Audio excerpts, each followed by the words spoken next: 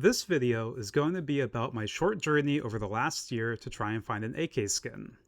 This is my second go around at building an inventory. In December of 2019, I sold all of my skins because at the time, I thought it wasn't worth it to have skins anymore due to me not playing the game as much compared to earlier in that decade. About a year ago, though, I changed my mindset and realized something that I actually already knew. I will never, really ever, stop playing Counter-Strike. And even if I don't ever put in the weekly hours that I did in the 2000s and 2010s, I can still get enjoyment out of having good skins. And so, in the last year, I started to build out a new inventory. For my M4, I knew I wanted a Howl again, because out of all of the high tier skins I had from 2015 to 2019, the Howl was unquestionably my favorite one. But this video isn't about the Howl.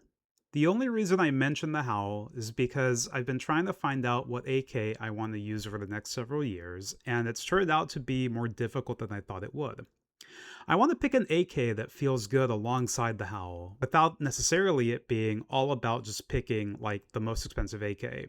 I mean, like, I'm not trying to do that, you know? So my first pick was a StatTrak factory new Jaguar. There's a few things I appreciated about it. First, it's old school. It's from the Esports 2014 collection. As someone that has played the game for a long time, I kind of appreciate there's something I like about just running an old skin like that. The second is that it's fairly rare, and yet it's not really that expensive given its rarity. In total, there are only about 5,000 StatTrak variants, and only 329 of them are factory new.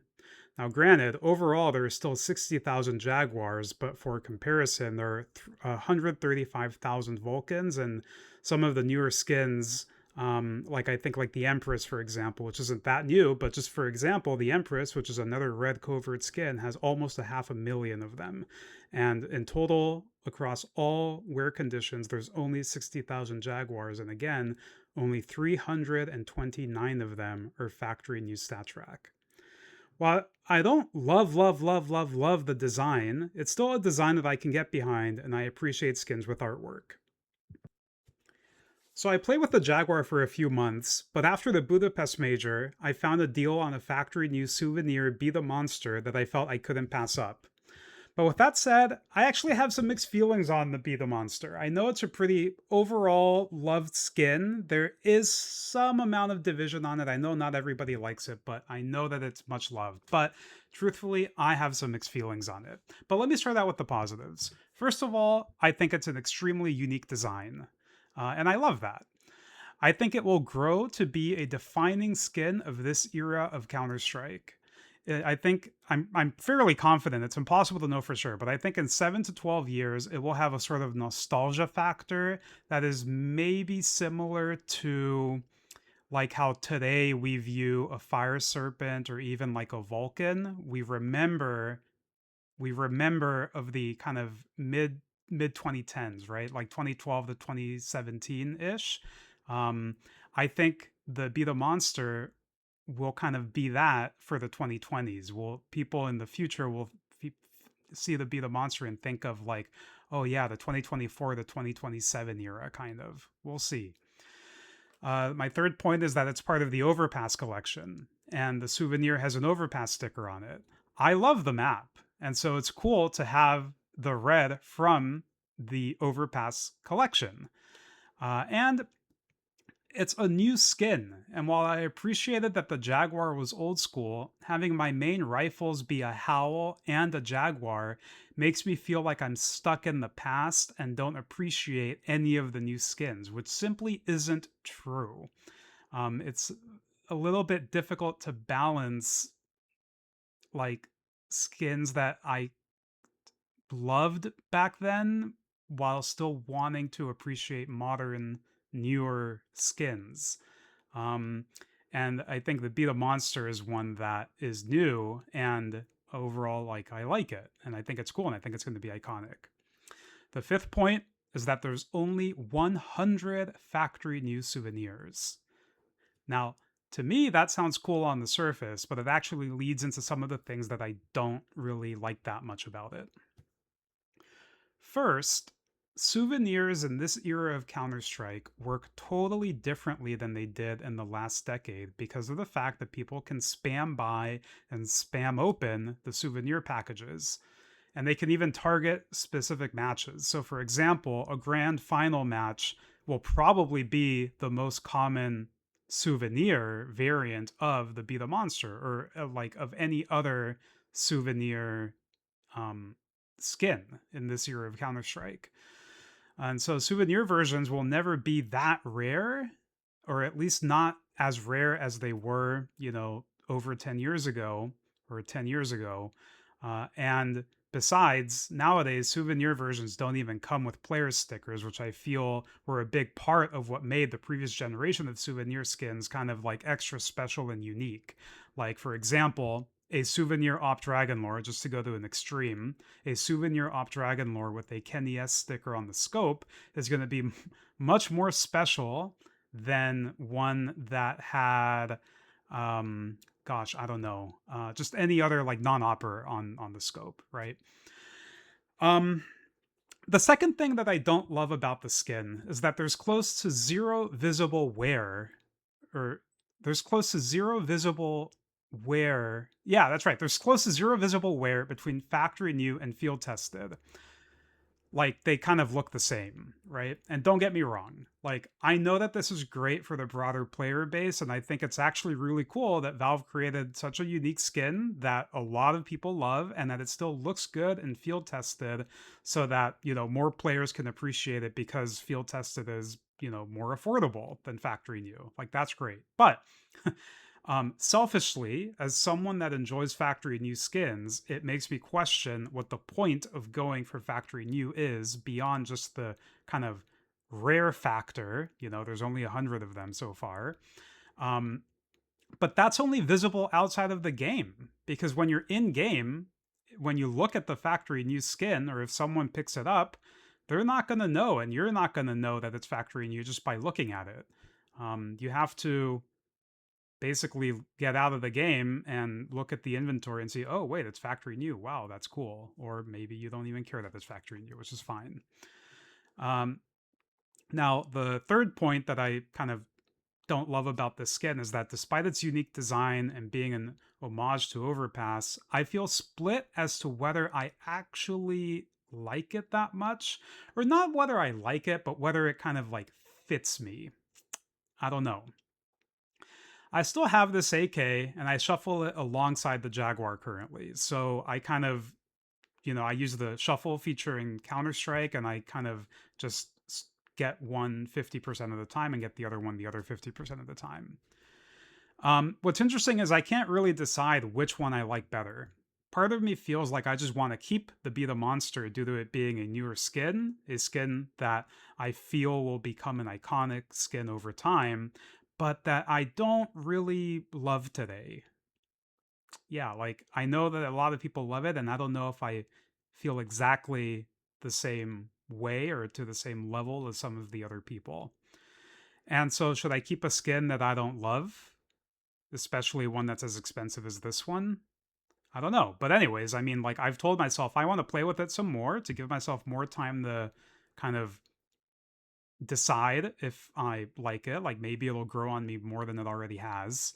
But if I do decide to sell it, I know that I want to do that, or well, I want to wait to see if Overpass is removed from active duty this summer. Like, if they swap in cash for Overpass, and if that happens, I think that the souvenir versions of Be the Monster are gonna hopefully go up in price. And if I'm gonna sell it, I want to wait for that to happen. This now leads me into the third and final AK, which I got last week. I was browsing CS Float when I came across a 0001 float Vulcan. It's currently the 8th lowest float Vulcan, though CS Float considers it rank 6 because it segments stat track and non-stat track with different leaderboards essentially. And out of the non-stat track Vulcans, it is the number 6 on the list. I'm extremely excited about this pickup, and I am not sure where to start. First, I've always loved the Vulcan, but I've never owned one in the past. In the 2010s, I was content with my Fire Serpent. Surprise. I'm sure anyone with a Fire Serpent at the time could relate, right? And so I didn't feel a need to switch. It's similar to how back then I had a Karambit, but I also had mad respect for M9s at the time, and still, obviously. But yeah, at the time, I never owned an M9, but I always appreciated seeing M9s, and I thought M9s were really cool, but I never owned one. And that's kind of how I felt. I've always felt about the Vulcan. So this is my first Vulcan. Second, I've never had a skin under a .01 float before. So the idea of having a triple zero and top 10 Vulcan seemed insanely cool to me. I know not everyone cares about low float skins, and to be honest, I never really considered myself to really be someone that chased ultra low float skins, and I even to this day I don't think I'm gonna become someone like that. But for a skin as cool as the Vulcan, I think I can appreciate, or well, not I think, I know I do appreciate the fact that it's a top 10 Vulcan. Like, that's crazy to me. It's newer than the Jaguar, but it's still squarely considered an OG skin at this point, and so it kind of borrows that same positive from the Jaguar, maybe just not to the same level of it being an OG skin, but overall, yeah, I mean, it checks that box for sure. This is a really kind of unique point, and it's maybe a little lame and cringe, but I feel like the skin for me is extra cool because it's from the Huntsman collection, which is where the Howl originally came from.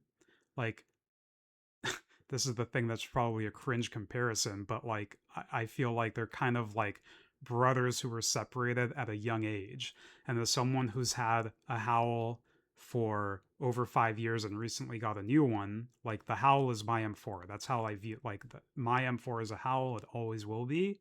Um, and so, despite it not being part of the Huntsman collection anymore, the fact that it originally was, and that the Vulcan was the other red in that collection, um, that's just pretty cool.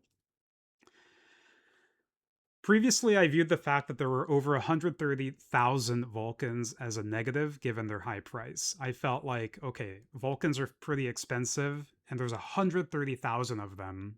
I get that modern skins might have even more than 130,000. Like I mentioned, the Empress has 500,000.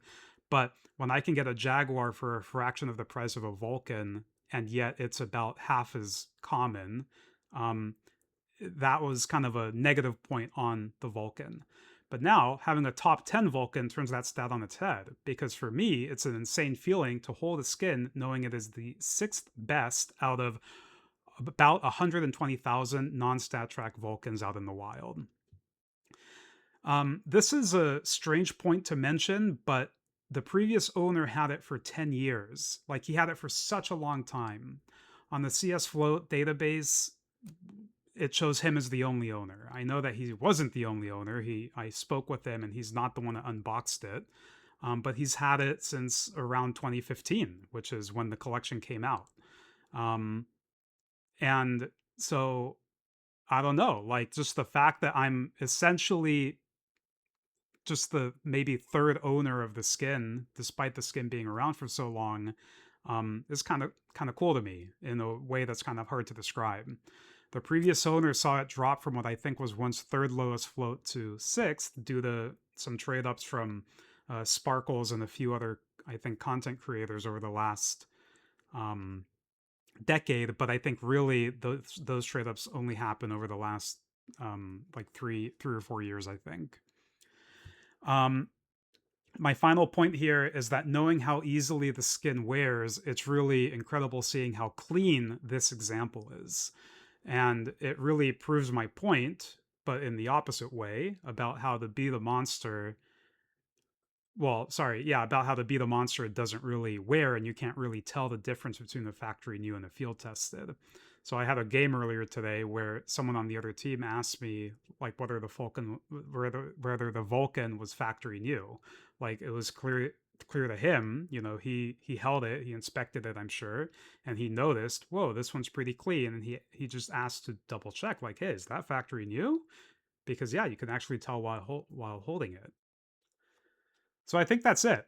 I mean, out of these three AKs, I think the Vulcan by far and away feels the most special, yet it's sort of a sleeper skin in game because unless I end up putting a name tag on it mentioning that it's a 0001 like top 10 rank 8 rank 6 Vulcan, like no one would really know. They might know it's factory new, but they're not going to know how incredibly special the skin is. Now listen, by the way, I keep saying it's special, and I understand it's not top one, it's not top three. I think there's a lot of people out there that are in the low float community that would view something outside the top five or top three as not really that special. But for me, I think because I've never had a ultra low float skin, and because I think it's a Vulcan, it's not just some random skin. It's a Vulcan, which is already like an awesome skin. For me, having a top 10, I think is super cool.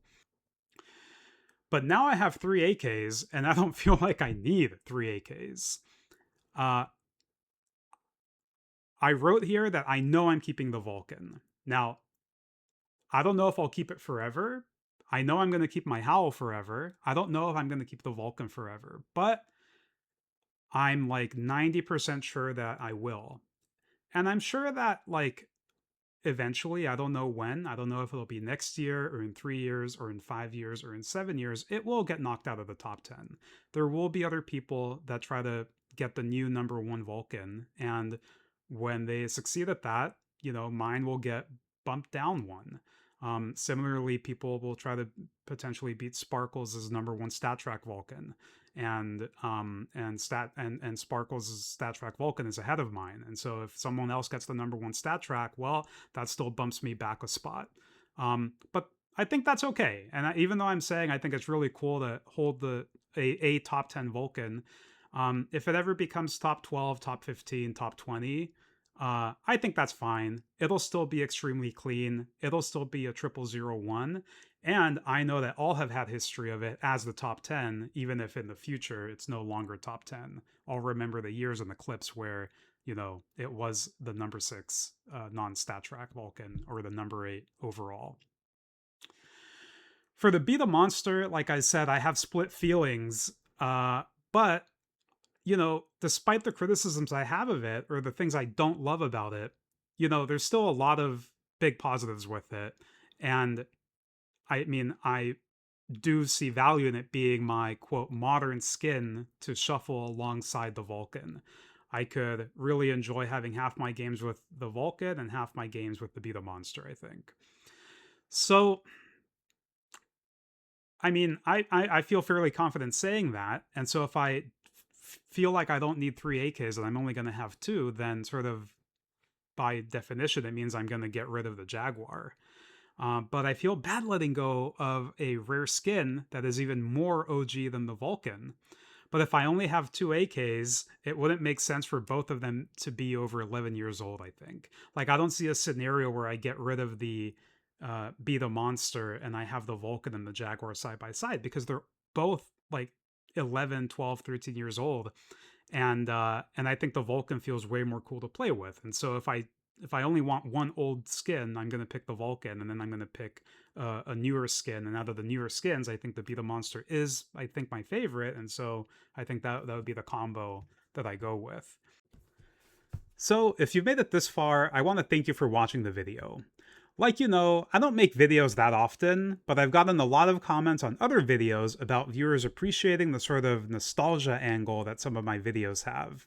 And even though this video is about the present day, I felt like it had some elements within it that some of you might enjoy.